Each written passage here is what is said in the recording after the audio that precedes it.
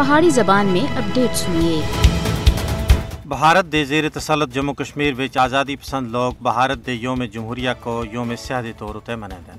یوم سیاہ منانے دا مطلب پوری عالمی دنیا کو ایک گل باور کرانی ہے کہ بھارت ایک جمہوری نہیں بلکہ غاصب اور ظالم ملک ہے جس نے کشمیریوں دی آزادی سلب کر رکھی ہے۔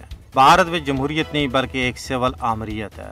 بھارت قطن یہ حق نہیں رکھدا کہ وہ کشمیر وچ جمہوریت دی مٹی پلید کر کے یوم جمہوریہ منیندا پھرے اور دنیا دی اکھیاں وچ توڑ باوے۔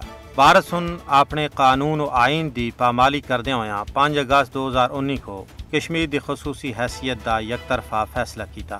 اس دی بعد آج تک کشمیر وچ قتل و غارت گری دا بازار گرم ہے۔ چھاپے، ناکے، پابندیاں، نیٹ اتے بین، جعلی جھڑپاں، گرفتاریاں اور عزتاں دی پامالی ہر تیڑے دا معمول بنے دا ہے۔ بھارت کول اپنا یوم جمہوریہ منانے دا کوئی اخلاقی جواز نہیں کیونکہ اس سن کشمیریاں دے جمہوری حقوق کو سلب کر رکھا ہے۔